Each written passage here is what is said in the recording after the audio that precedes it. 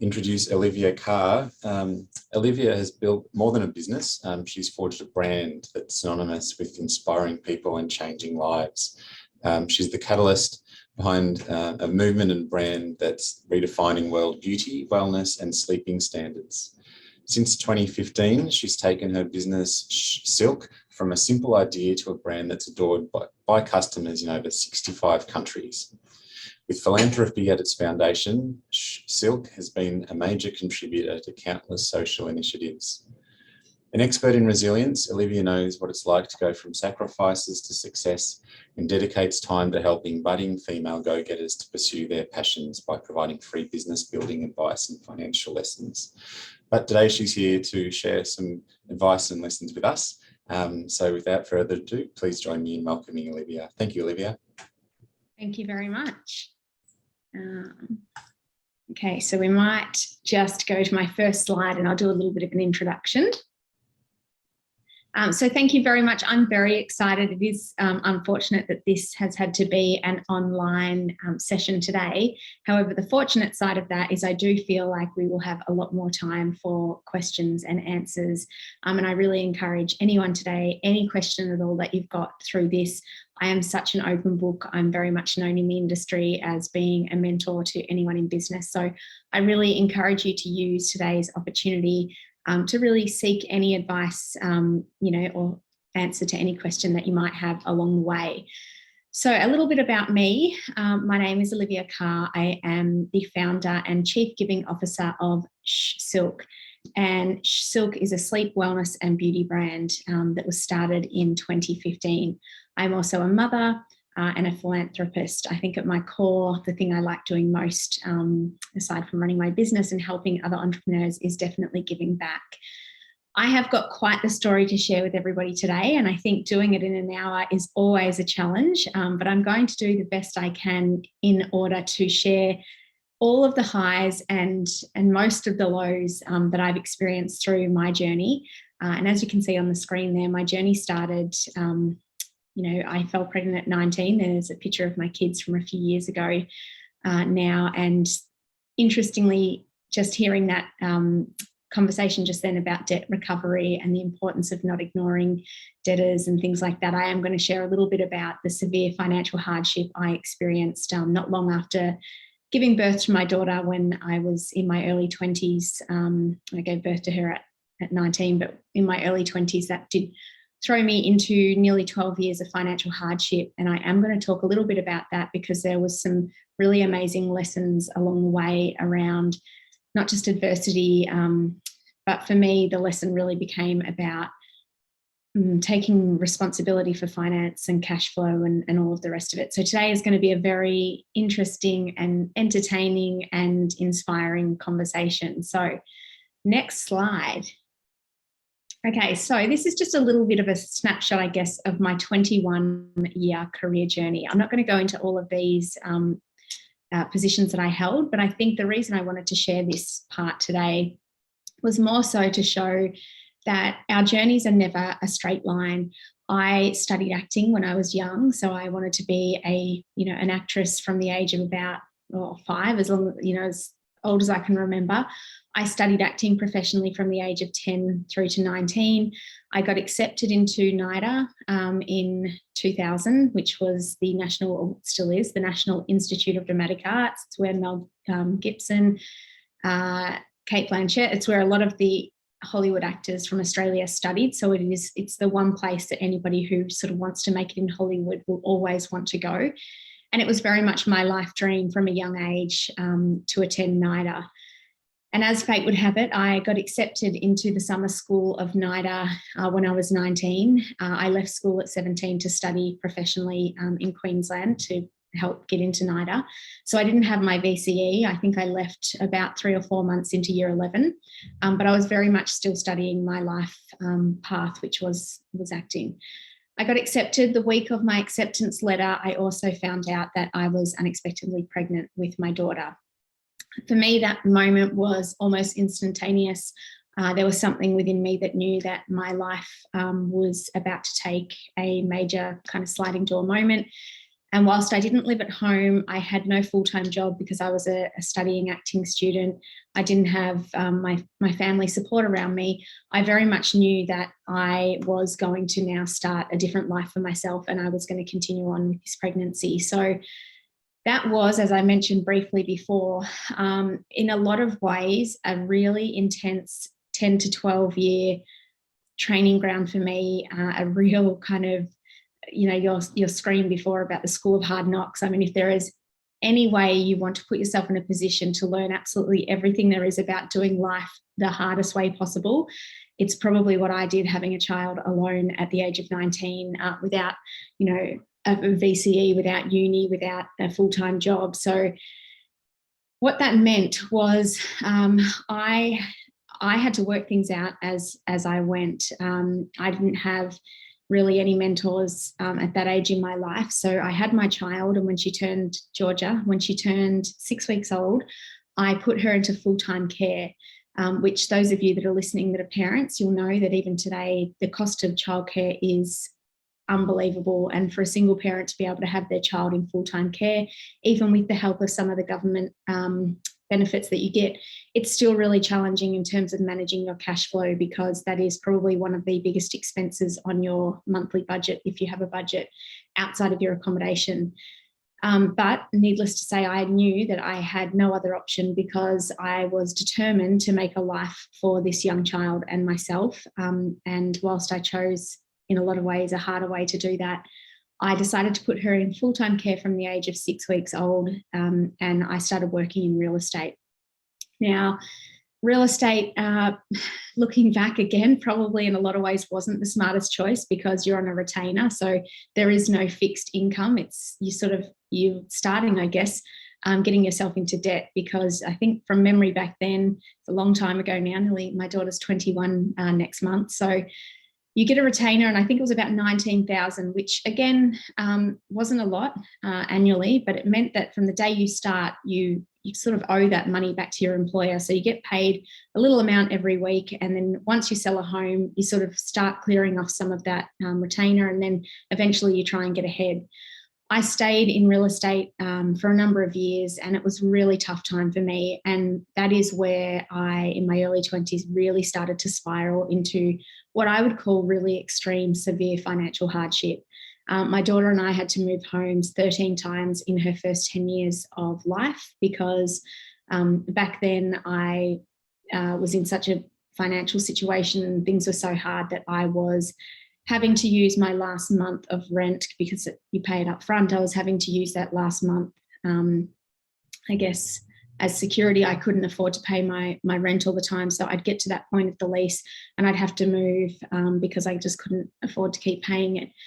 Things like credit card debt. We're going to get into a lot of this, because this all comes back to now how I run my business, and looking at, I guess, money from a totally different lens of what I was like in my 20s. And when I say that, none of this came because I was necessarily wasting money. I simply didn't earn enough for the expenses that I had at the time. But I also, as we just heard before, I wasn't really putting any plans in place. So I was receiving, at one point I had a folder that had debts that thick inside it, and debt collectors, and the toll invoicing that then became, police warrants if you just leave them ignored. And then, at my worst point, I ended up having to go to the magistrate's court, and I was facing prison time because my debt accrued just on the tolls, like the road tolls, had got close to $100,000. And how does that happen? I mean, back then the tolls were, I think, about $3 to $6 a trip. But if you can't afford to pay them, they soon become like $30. They then become $100. They then turn into police warrants, which at that time were about $200 each. So this $3 fine that I just, tucked in the drawer, ignored, because I simply didn't know how to manage it, where to go to ask for help. Very, very quickly, I mean, it happened over a period of years, but it felt very quick, had, fallen into such a, just an incredibly challenging position that there I was turning up to the magistrate's court. And at this time, I was nearly, I think I was nearly turning 30, or it was around 30-year-old. I remember the day, it's probably the lowest point in my life. calling my dad on the way to the court saying, Dad, I think this is it. I think this is the day. You know, I've had these debts chasing me for so long. I think they're going to lock me up. And thankfully, that particular day, I had an extremely empathetic judge who put me on yet another payment plan, because by that stage, I had been trying to pay it off, but the debt was just so severe. It wasn't just CityLink tolls. There was unpaid credit card. There was just car loan. There was just a lot of debt that had accrued.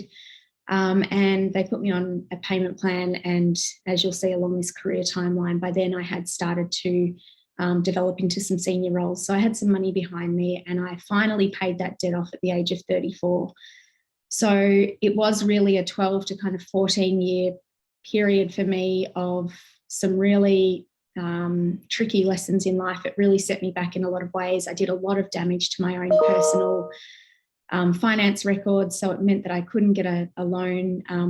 Even when I first launched this business, it's actually my second business, but I had done a lot of damage to my credit record. I really wish, they taught kids more about finance at school, and kids were a lot more financial literate. But I do also acknowledge that things like TikTok now are amazing to learn about finance. But yeah, I just thought I would give you guys a little bit of background, just so that when I go into my business that I'm running now, which is an extremely profitable, incredible business that I'm incredibly proud of, I think it's really important that I set the scene that, I didn't come from money. Neither of my parents were entrepreneurs. They both worked 3 jobs. They were both low income earners. I didn't get any kind of financial advice at home. It wasn't something that we spoke about. So I just want everyone to think, or maybe just to hear the background of the story, so that this hasn't been an easy journey for me. But the lessons I've learned along the way, I'm really hoping I can share and inspire one of you today. So the last thing I'll say about on this slide is in 2006, I fell pregnant to my second child, Hudson. And it was at that time that I decided to start my first business called Shows for Kids. That was where I was able to then really leverage my expertise in acting and my new love for children and blend the two together. And I created, it was a service-based business. So I created this business where I would call up primary schools all around the country, and I would book out these shows that I would put on, teaching kids all about healthy eating and exercise, anti-bullying, and it was it was like an entertainment business for kids. I did that for 4 years, and one of the lessons we're going to talk about today will reflect back on that. But really, that's where I first experienced my first burnout, which we'll get to later. But as you can see there, I worked my way up to becoming a general manager at age 32 for Pacific brands, so Bonds, Sheridan, Champion, those guys. That was an incredible learning ground for me for the world of e-commerce. And I then resigned from that job. I was earning over $200,000 at that job. I quit my job. I resigned, and I knew it was time to have a go. My debts had been cleared. I'd learned so much along that journey that I really felt it was time to kind of back myself, which again is going to be another lesson we talk about. I think it's the first lesson we talk about, is taking risks. Obviously, calculated risks are my preferred, but we'll talk about that now. So the first lesson is definitely being bold and taking risks. Okay, so when I left Pacific Brands, I think it was in July 2015, I just had this burning desire that I wanted to start my own business. I knew it wouldn't be another service-based business. I do actually have a service-based business now as well. I actually own 3 businesses, but at that particular time, I wanted to start an e-commerce business because this was really at a time back in 2015 where e-commerce was really starting to become a thing. More people were shopping online. It was relatively new, but I could see from my experience in that role just how much opportunity there would be for me, sort of this uncapped income, that if I could find a product that I knew people wanted, if I could do something a little bit different, if I could create an amazing kind of marketing plan, albeit at that time was in my head, if I could, that my income would be absolutely uncapped. Now, where I first thought the business would go and where it is today are quite different. It did take a lot longer to get to the point of making profit, and we're going to talk a lot about that today, because I'm very passionate now about really getting people, whether you're in a service business or whether you are in a product-based business like me, to really start kind of switching your mindset from having revenue goals and how big you want this business to be into a profit generating business and how much cash can be in the bank. And even those two things are quite different. It's one thing to have, and we'll get into this, but one thing to have a certain amount of profit on paper. That doesn't always mean that that amount of money is in your bank. And I'll explain why that is the case as we go through. But the first lesson for me was I knew that I didn't have a marketing budget when I started Silk. So I started it with savings at that time of about $53,000. So as I say, I had paid off my debts a couple of years later. I was earning a lot of money at that particular time, and I was able to save a lot. So I started this business with a fair amount of investment. That's one thing I will say is I didn't start with nothing. I did start with some savings. But what I will also say there is I definitely didn't invest the money that I started with in the right way. I honestly thought that $50,000 was a huge amount of money to start a business. I definitely these days, if I had $50,000 or I was coaching someone with $50,000, I would guide you in a different way. I was just looking back on my P&L from that first year, and I spent $80,000 US alone just on product, which is definitely not a good thing to do. We spent, I think, $120,000 that first year on marketing. I had a partner at the time that invested in the business and put a lot of money into the business. So we put over $1 million cash in the business in the first 3 years, which was another huge mistake. And I'll talk about the structure of our business and why that ended up being a mistake. But very early on when I first launched, we didn't have a lot of cash to do. So I had to come up with something really kind of big and bold and be able to really set Silk on I guess the world stage.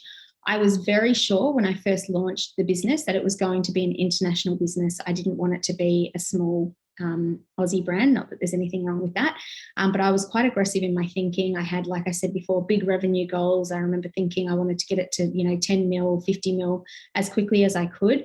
And I used to have this mantra that I would say invest to grow, which ultimately what that meant at the time is I was just throwing way too much cash into this business, which was a huge mistake. But one of the lessons that I learned that did pay off was about being bold and taking risks in terms of marketing.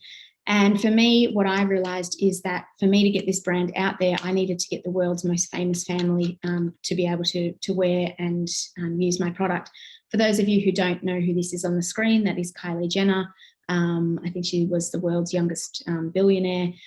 She's part of the Kardashian-Jenner family. I booked a ticket in January 2016. So we launched in October 2015. So 3 months later, I booked myself a ticket to America, and I was preparing to hand deliver some of our silk products to Kris Jenner, so Kylie Jenner's mum. I was preparing to go to her work address to drop off some of our products with a handwritten note. A lot of people thought I was insane. This is not something that you would be able to do today. I imagine in the 7 years since I've had this business, a lot has changed from a security perspective for that family. A lot of things have happened for them in their personal journey, including Kim being held up at gunpoint in Paris. So it wouldn't be as easy as it was when I did this. I didn't know anything about America, so I essentially landed in America. I had the address for Chris's work premise. I hired a car, and I literally thought I would just go and drop it off to this office address. What I didn't realize is at the time, Kris Jenner operated her business out of a residential home that was in one of the gated communities in America, and it was also where Kim and Kanye were living at the time. And I had no idea about any of this because the show that we watch over here is filmed 6 months prior to what we're seeing at any one time. So that was an interesting experience in itself, and I'm not going to share too much about that today. There's so much stuff. If you Google our brand, there's a lot of media coverage that have covered that over the years about that whole experience. But essentially, I was able to get into hand deliver these products on Kris Jenner's doorstep. The most important part of this particular lesson was that I put a 4-page handwritten letter inside that box, and I was very open. I was very vulnerable. I shared my background, my story with the family. And one thing I didn't share with you was a moment I had in New York when I first, before I launched this business, I went to America to have a look at what I thought I wanted to launch. And I had an experience with homelessness over there that really kind of touched me to my core. And it made me realize that from day one, the business that I started would always be about doing good and giving back, which is the DNA of our brand now. I put a lot of that story and my kind of brand ethos into the letter. I shared my personal struggle. I shared my vision for the brand, and I promised and committed that if I was able to pay it forward to people, if they helped me, I would continue to always pay it forward. And they did choose to work with us. They still work with us now after 7 years. People often ask me, in what capacity, how does that work? This is an example here of a picture for Kylie's 21st birthday, which is probably 4 years ago now. We did a big kind of fun party pack and sent that over to Kylie. And as soon as she received it, she popped this straight on her Snapchat, which at the time had, I think, millions and millions of people. Now, the thing here, what you can see in the background, and this is just a tip for anyone that's watching today, learning, like there's more to this picture than what you probably first see, is that all of those eye masks, and they're our product there, the silk filled eye mask is one of them. But firstly, we've put Kylie's name in her actual logo. She had a cosmetics brand, which she still has, but at that particular time, that was the logo exactly in her font and color. So we made it very much about her, because then it felt like it was something she wanted to share. And then she always used to refer to her makeup crew and her assisting crew as her squad. So we put Kylie's squad on all of the other things. And then obviously that was a moment that she thought was very personal to her, that she wanted to share on her Snapchat. What you would then do with a piece of content like that is it would then be your job as a business owner to, if you're working with a PR company or if you're not, is to try and distribute this photo to Australian media as quick as possible. Tell them the story of your brand, tell them your background. The Aussie media love a kind of rags to riches story. So they eat this sort of stuff up. That then generates you, in most cases, free PR and new traffic to your brand. That's just one example. So that was a risk that I took, obviously flying to a country, not knowing anything about gated communities and just backing myself. And it obviously paid off, because, as I said, we now still work with this family very closely and intimately after 7 years. So that is ultimately how the business took off. We worked very closely with Kim Kardashian in the early days, and that really did allow our brand to grow. So that was our first lesson in business, is definitely get an idea. And if your idea is so big that you're kind of embarrassed to tell people, then that's probably the size that it needs to be. If your idea is one that you find really easy to tell people and it doesn't make you uncomfortable, then I would challenge you that your idea is probably still not big enough and bold enough. And you need to think bigger. So next slide. This one's a big one. So this is more where I would say this is one of the lows of my journey. So one of the highs, or the high, is probably working with the Kardashian family. One of the hardest things that I have found as a founder and an entrepreneur is this whole thing about knowing your numbers. So I listen to a lot of podcasts still daily. I'm going to be 41 this year, and I've had a lot of life lessons along the way that include finances.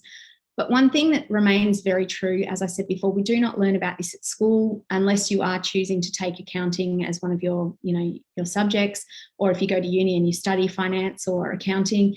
But majority of people who start businesses don't actually come to business with a lot of knowledge around how to actually successfully run a business.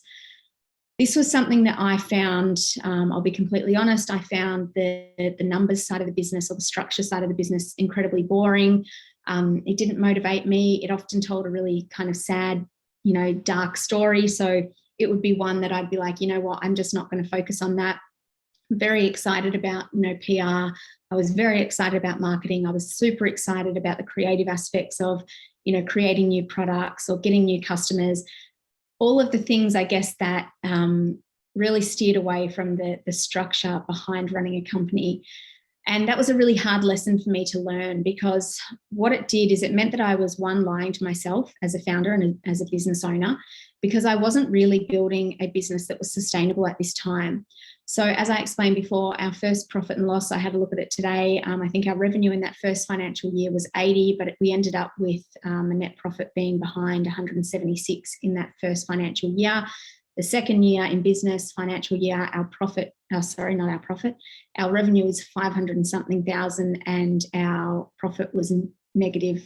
I think it was 370.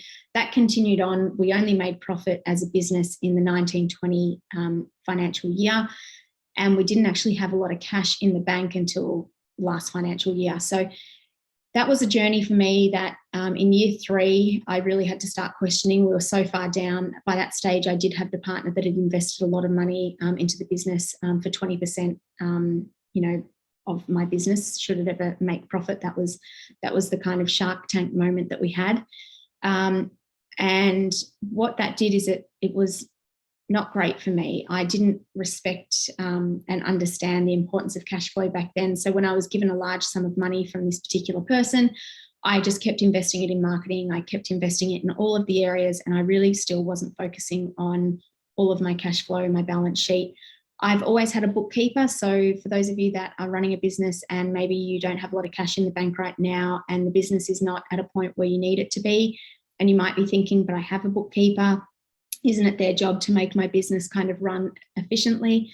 Absolutely not. What I'm learning about kind of accountancy and bookkeeping, and apologies if anyone on this call is in that field, this is absolutely no disrespect in any way. My daughter is studying accounting at uni. But in my experience, a bookkeeper's kind of the view that they take with your business is they're always looking in the past. So they're doing things like your month reconciliation. Again, they're working with you for things that have already happened.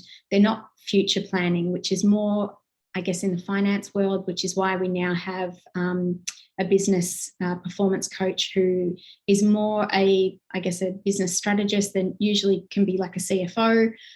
We don't have them full time, but that is a bit of advice that I would give to you is if you're going to invest in anything in your business, it's someone who is very comfortable with numbers, but is more so focusing on the future outlook for you. Because like in my case, I would sit with my bookkeeper every month and I'd be like, oh, why are we still behind? I wasn't taking accountability because ultimately I don't know how to run, or at that time I didn't know how to run the numbers.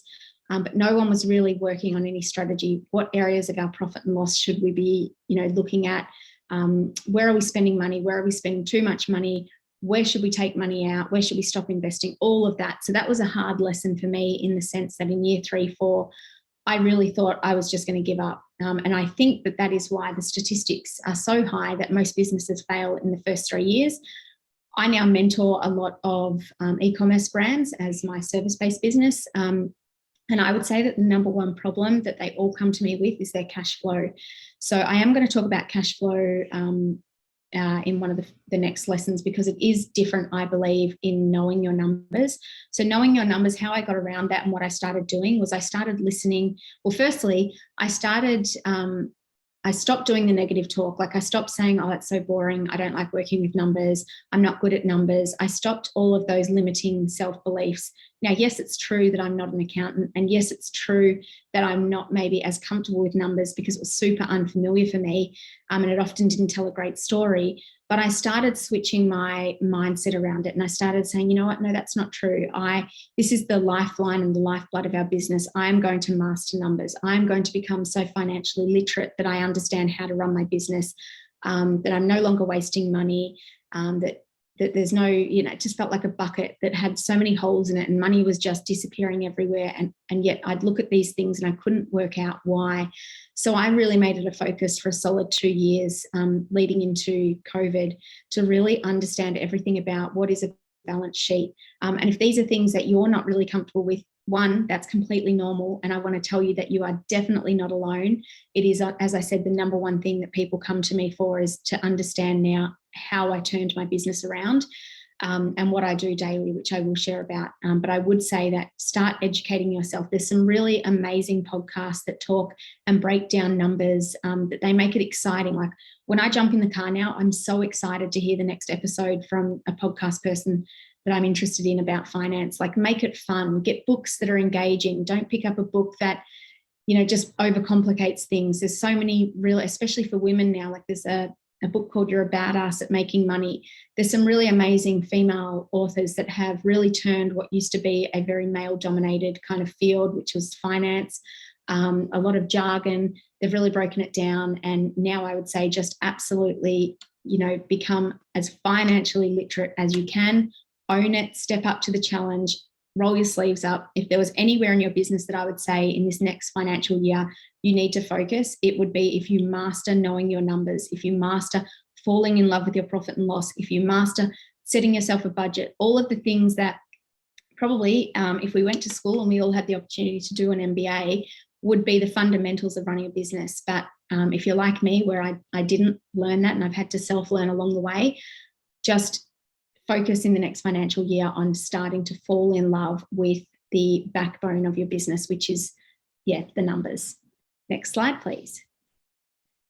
All right, so this is now a very easy slide for me to share. At the time, it wasn't. So this is a screenshot taken of our business bank account in March of 2020 when COVID first hit. And it's a really good flow on from what we were just talking about then. So by this stage, I had started to sort of understand my numbers, what I hadn't understood. So I separate knowing your business numbers, like your profit and loss and what that means, and cash flow as two separate things.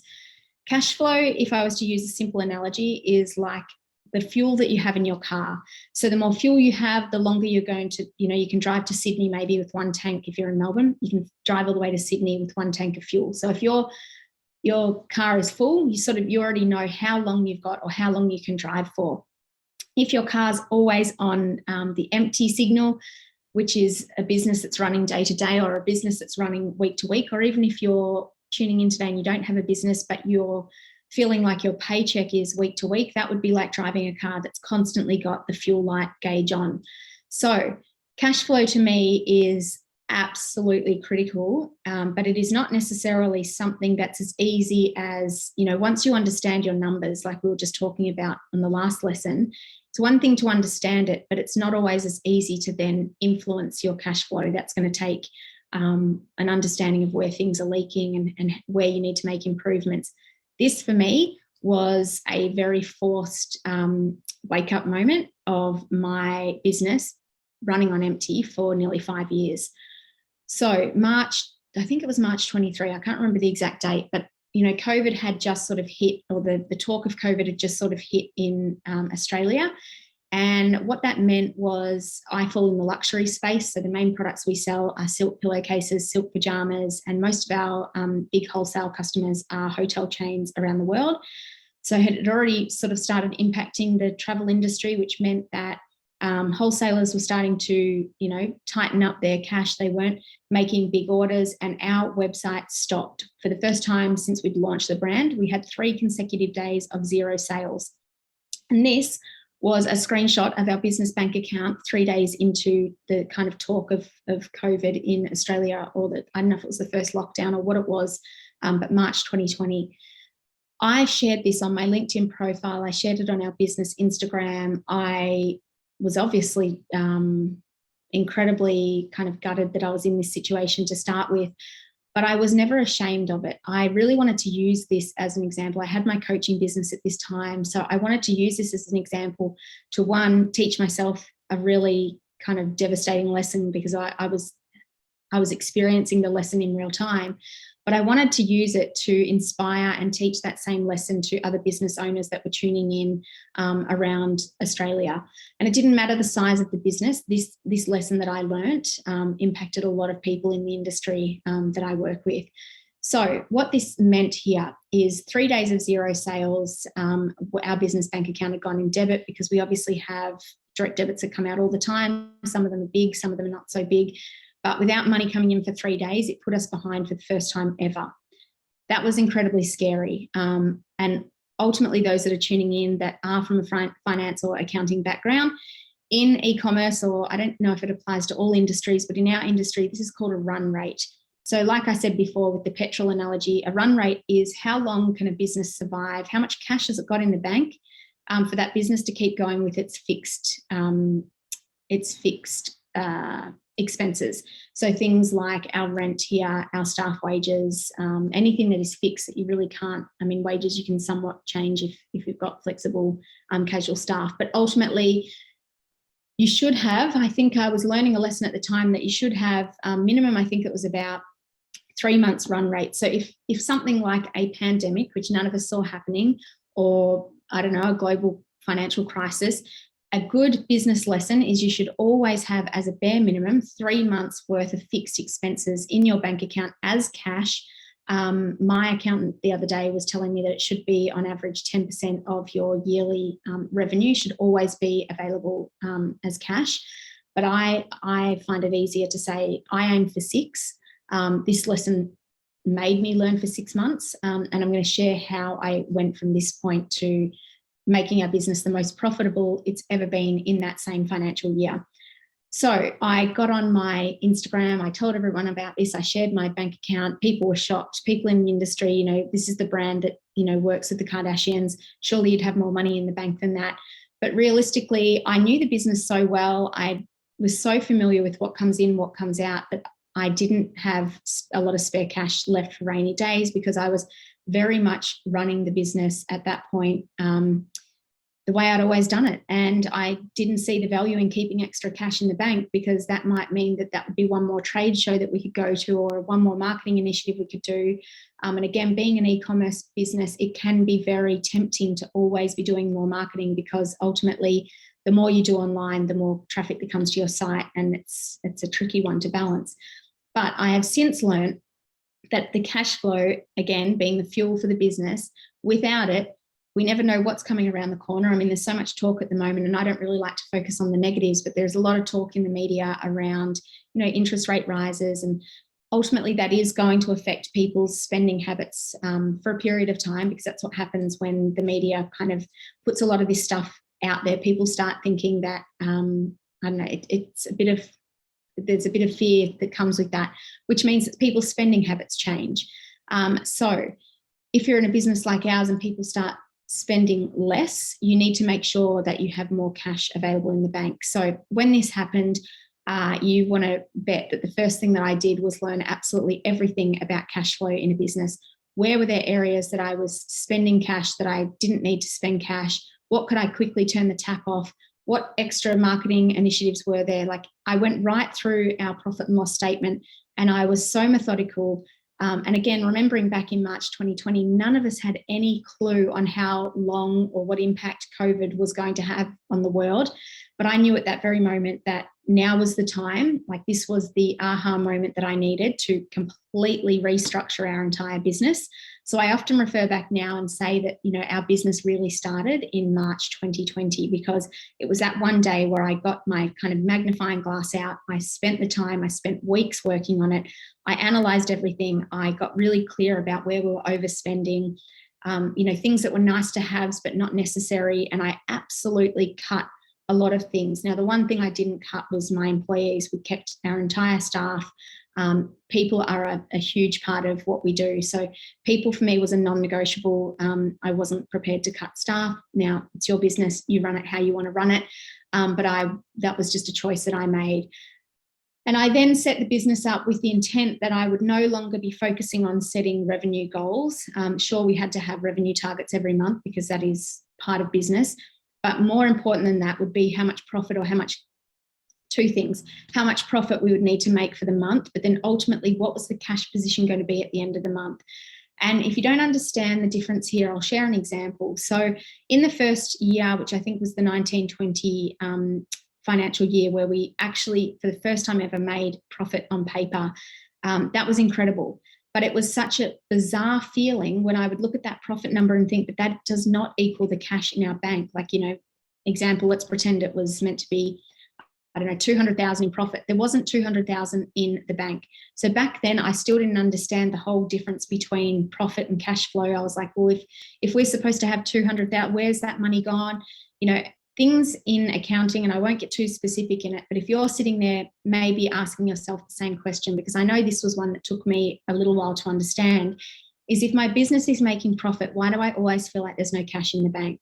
Now, a lot of reasons can factor that. So one of the things, again, going back to the intro conversation that we had today about the debt, was you might bill a customer on the 1st of April, and they might be due to pay you in 14 days. So that goes on your profit and loss as revenue, that, you know, let's say you've billed them $1,000, but they may not pay you. They may be late in paying you.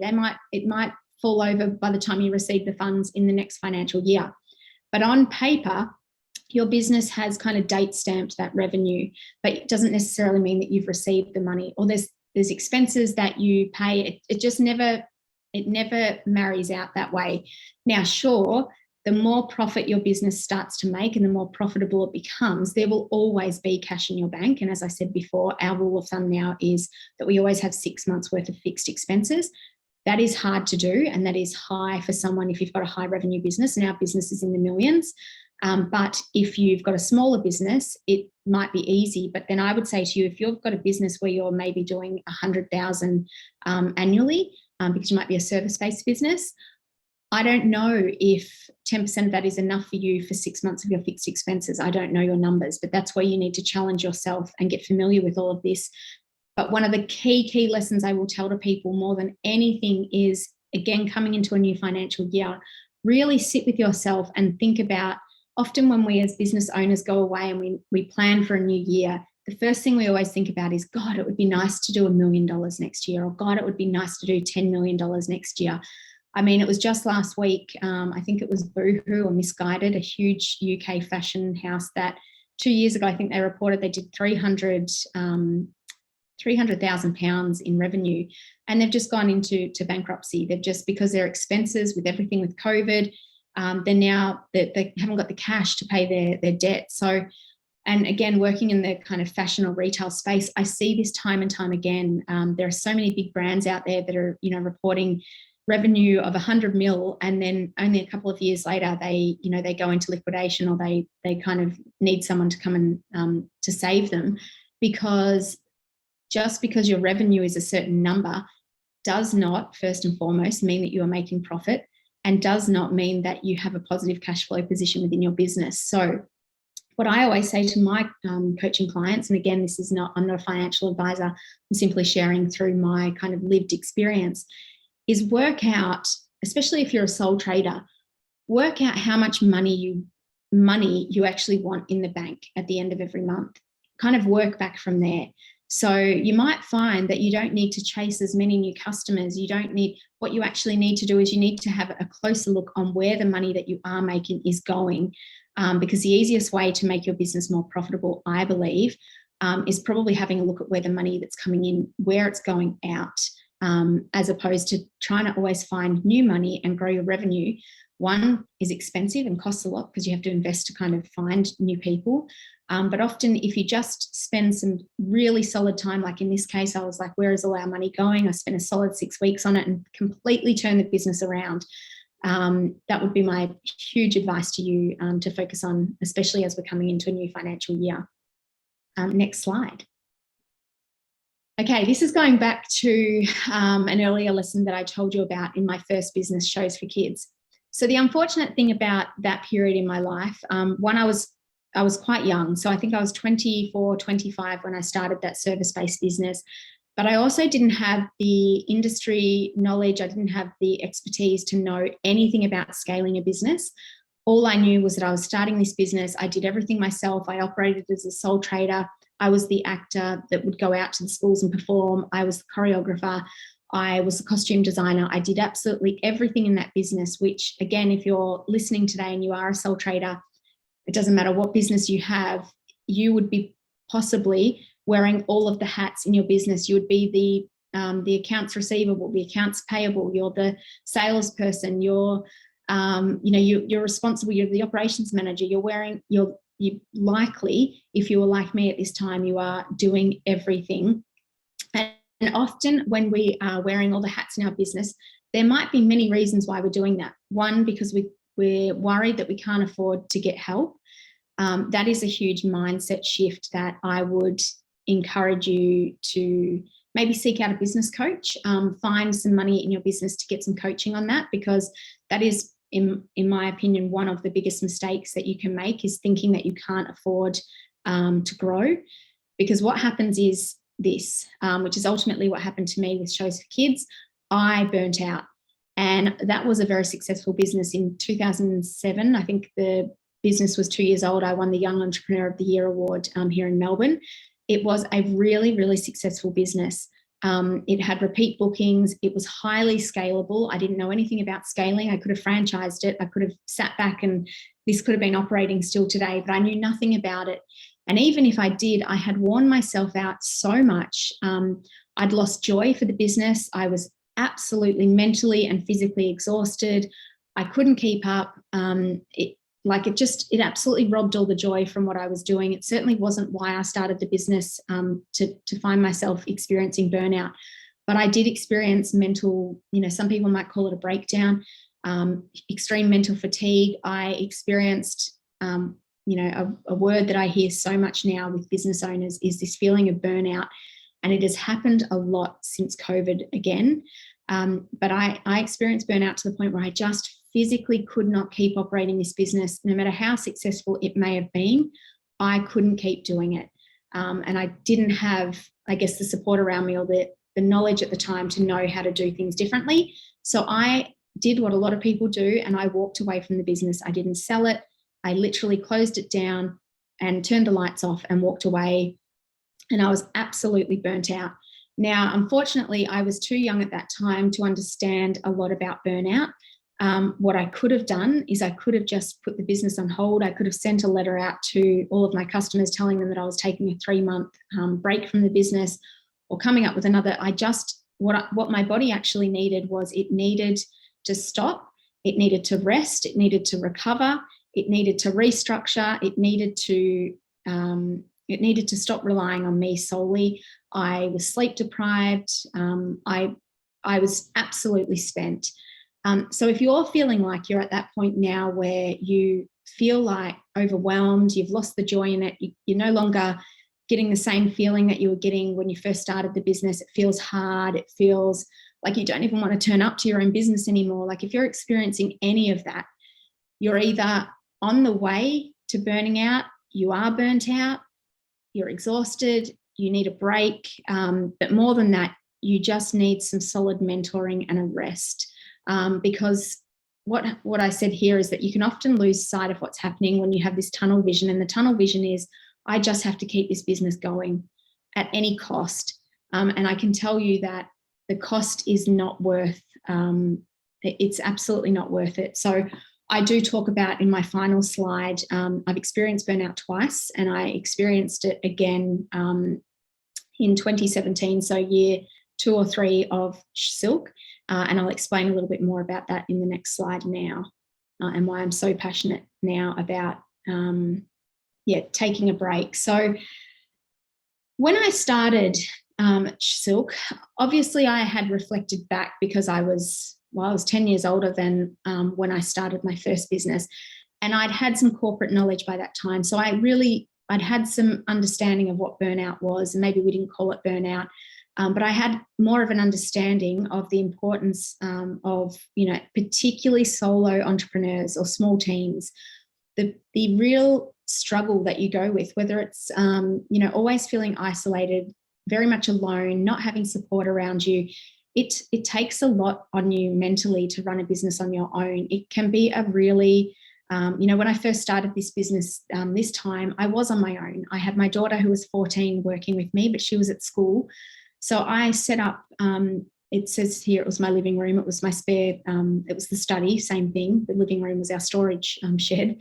But I remember I would sit in that room every day, and even when I had amazing wins, when I had things happen, they didn't feel the same because there was no one there to share it with me. So over a period of time, when you're lonely, or when you're having no one around to kind of feed energy off, or when things are hard and you've got no one to kind of pick you up, and when you're lacking motivation, I remember I just used to get in, and I used to think very much that my mindset back then was this whole hustle mentality where, you're not successful unless you're working 6 days a week and you're burning the candle at both ends, and how early can you get up and start working, and how late can you keep going. And it's changing now, I believe, but there's still an element of, there's a real badge around this badge of kind of, wow, you're an amazing, successful person if you're working so hard. And but the reality is that those people that are doing that are often burnt out. Things are challenging. And what I've since learnt, because I burnt out again in 2017, and this time it was a lot more severe for me. I was coming home on a plane from America, and I had my 2 children behind me. It was a business trip. We were coming home, and I genuinely thought I was having a heart attack. I had this feeling on my chest of an elephant kind of sitting on me. I'd never experienced anything like that before. Even, you know, all those years of debt, all that stress that I must have been going through at that time, I'd never experienced anything like this. I honestly didn't know what was going on. It obviously wasn't a heart attack because I was able to, you know, get off the flight, and I went straight and saw my doctor. Now, I will say I am a huge advocate now for mental health. So it's one of the reasons that I like to include my personal journey of mental health with people. I have no shame around sharing my story. In fact, I feel incredibly kind of honoured and grateful to be able to share it so openly with people, because it does touch people, it does help people, and I think there's so much for everyone to gain by hearing other people's experiences, particularly when you're running a business and you might be feeling certain things and you might not understand what's going on. But I went and I saw my doctor, I explained what had happened, and she asked me to explain, now this was back in 2017, she asked me to explain a typical life, a week, what did a week look like for me? So I talked her through, you know, very much used to work 6 days a week, used to, you know, work until 1 in the morning. I was physically and mentally tired. I'm the sole carer for my father who's got dementia. I've got 2 kids. You know, I was obviously running a business. There was a lot of stress around. So she sat me down and she said, well, it sounds like what happened and what you're experiencing is anxiety, and you're incredibly overwhelmed. You've got too much on your plate and you are burning out. You're burnt out. You need a rest. Now, luckily this time I had a professional telling me what I needed. And what she very much said to me is I just needed to go away and I needed to rest. She actually suggested meditating, which I had done a little bit in my life, but I hadn't really done it as a well-being practice. And this is not to say that you need to go away and meditate, because, you know, wellness can mean anything to a lot of people. It can literally mean going home and, you know, making yourself a beautiful cup of tea and sitting in the sunshine, not so much in Melbourne at the moment, can be reading a book. It's whatever it is to slow your body down and to break this cycle of this hustle mentality. It's to rewire your brain, to reintroduce really healthy sleeping patterns. Sleep, I work in the industry of sleep. So, you know, ironically, I really should have known back then the importance of sleep. But again, when you're very much in that tunnel vision founder mindset, you just keep going. You absolutely keep going. And often you cannot see how burnt out you are. Others around you might be able to see it before you. Your kids might be able to feel and sense it. They might be starting to say things like, why is mummy stressed out? Why is daddy stressed? Why does mummy look tired? Why is dad why are they, you know, why is daddy or mummy like, you know, upset? Kids can often see things before we can. And these are all signs that you need to maybe stop and slow down.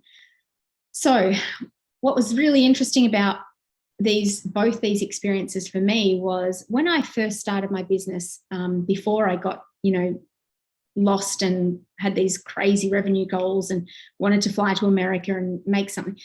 Before that point, when I stopped and I quit my job and said I want to start my own business, ultimately, the reasons for me personally back then why I wanted to step away from corporate were because I wanted to be present for my kids. I wanted to be able to pick my kids up from school. All the things I remember saying back then were I wanted to create a lifestyle where I had flexibility, where I had time, where I could go and, you know, catch up with my dad during the week if I wanted to take him out for lunch while his mind was, you know, better back then than it is now. Whatever those reasons were, but I imagine for a lot of you, whilst money would have been part of maybe the reason that you wanted to start your own business, a lot of the choices that we often make or think about when we start our own, they're lifestyle choices. But unfortunately, what happens and the reality of starting your own business or running your own business is the lesson that we soon learn is that it is actually in a lot of ways easier to be paid by someone else and work a 9 to 5. But if, like me, you're a born entrepreneur, that's never gonna work for you, because it's the joy of creating something, it's the freedom, but the tricky side of that is that often once we start growing or often once we get into it, we're so committed to it that we forget why we started. We forget that it was important that we wanted to slow down. We forget that we wanted to be there for school pickup. We forget that we wanted to not work on a Friday afternoon or not work on a Friday at all, or not take an email after 6 or whatever that is. And we fall into this kind of, you know, got to hustle, more hustle. And it's just I would use the word, it's quite toxic, and it's definitely not good for us mentally. After the last 2 years, more so than ever, the need to have a slower, more conscious lifestyle is absolutely critical. And I am really proud to say that pretty much since 2017, we are known as a workplace that is, we take on this mentality slow to grow, whereas in the first couple of years it was invest to grow. It's now slow to grow. The one thing with business, you should be looking at it that this is a marathon. It's not a sprint. To sustain a marathon, well, some people run really fast the whole way. Maybe we'll do an ultra marathon, but to sustain the longevity, you cannot be running at 100% all the time, because you will get burnt out. You'll lose joy. You'll lose passion. So some of the things that I changed in my lifestyle is I no longer feel guilty for working less. I've had this business now for 7 years, and finally I've got the business to a point where I now work for time. I don't work for money. I work for time to myself. I like to take beach walks every morning. If I don't get into the office till 10:30, that is completely fine for me. Sure, do I still answer emails in the morning? Yes. Do I still, run our Instagram at night? Yes. But I'm not working 6 days a week. I'm not a slave to my business anymore. I love coming to work now. The whole team has the same ethos as us, that, everything has to be about well-being first. If there are people here at work that, and again, I appreciate that I've got a team. I don't know where everyone tuning in today, you may not be at that point yet, but I also coach people that it's still working on their own. And often the ones that I'm coaching, where we go for this more slower, more conscious kind of focusing on cash flow, the less hustle, and really building a business that suits your lifestyle. Often, one, they're happier, they are feeling more fulfilled, and ultimately they feel successful. So you don't need to have a multi-million-dollar business to be successful. You actually just need to have $1 cash in your bank more than you've paid for that month, and you're already way more successful than majority of businesses that are operating today. You need to be able to have time for yourself. You need to not be, running yourself to the point where you're kind of feeling so burnt out. And just like your business needs a lot of fuel in the car to keep running, you need fuel in your body, and the fuel in your body is ultimately doing things that are going to fill you up. And then you'll find that the way you run your business is from a place of kind of abundance and, always feeling full, as opposed to running it from always feeling drained. And especially if the business has got no cash, so the business engine's empty, your body's empty, it's not a great place to be running a business from. So, it is okay to take breaks. You don't owe an explanation to anyone if you do have a team. I'm big on that. It's, you don't have to explain to people why you're not at work, or if you're choosing to work from home, or if you're going to a yoga class in the middle of the day every day of the week. You don't need to explain it, because hopefully you put practices in where your workplace becomes an extension of the lifestyle that you want to live. I'm absolutely big on that. And one of my mentors is Janine Ellis, who's the founder of Boost Juice, $1 billion company. And I happened to get some mentoring from her around the same time that I experienced my burnout in 2017. And talk about, somebody at the top of their game. You walk into her office, at the Boost headquarters. She doesn't spend much time there now, but it felt like I was in some Byron Bay retreat. She absolutely was the epitome of things like taking time for herself every day. And I just think that there's a lot more people out there than you might realize that are very successful, that are taking a different approach to business than being burnt out and exhausted. And if there was another message I could give to you today, it would be, set some nice goals for you. What brings you joy every day? Is it a walk along the beach? Is it, being the first car at school to pick up your kids, and you get time in the car to just sit and reflect, and you're not having to rush anywhere, and you're just starting to feel full yourself. You're starting to look after yourself. And to me, I now run a business based on what I first wanted, which was a lifestyle and flexibility, and time today to spend talking to you guys and sharing some of my wisdom with you. So next slide is just a recap now of, we'll leave this one here, of some of the key takeaways. I think we've covered a lot today. I don't know if we have any questions, but I think, I'm open to taking questions. I hope you've taken something out of today, regardless of what that is. it should make a hugely positive impact to your life and to your business. Thank you. Thanks very much, Olivia. That was amazing. You're right. You did cover a lot in the space of an hour, and to cover so much ground in such a short space of time is incredible. And thank you very much. And thank you for being so candid in really opening up about your personal journey and business journey and the highs and lows. That's not easy either. So I'm very grateful for you really sort of pulling the curtain back and being so open about those experiences and really practical lessons that we can draw on from that. So thank you very much. We don't have any questions that have come through yet, but I was going to ask, obviously you've had your probably more than your fair share of knocks along the way, business-wise and personally as well. Now that where you sit now, what brings you the most joy from your business today? I think there's a couple of things. We are known as a brand for doing good and giving back. And I think for me, and people might look at that as it's quite separate to what we do, but I mean, my title is the Chief Giving Officer. It's to be able to be in a position now where I can choose to give back on the daily. And it's not just something, it's not like this corporate tick the box where, oh, quick, we better do something because end of year is coming and what does our corporate responsibility look like? I mean, during the COVID period, for 2 years straight, we were giving out food boxes to people. We were sending petrol cards. We were paying telephone bills, paying people's rent for the month.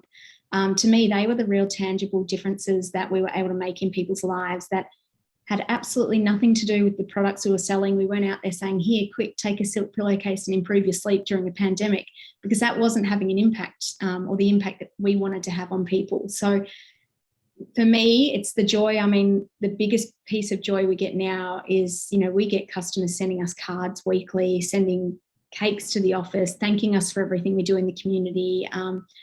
It's a really nice feeling to be able to give back because, as you've heard, my journey has not been easy.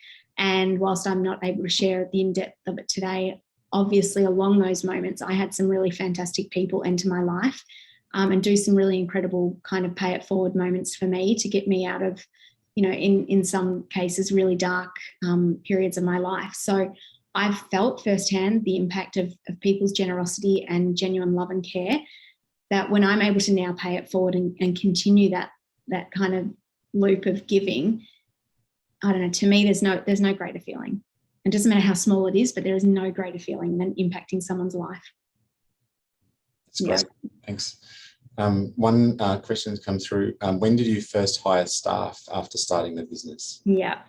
So again, I got some really good advice from someone on that. And I would challenge you, again, not knowing what industry everyone's in. This is very much for me, being an online brand.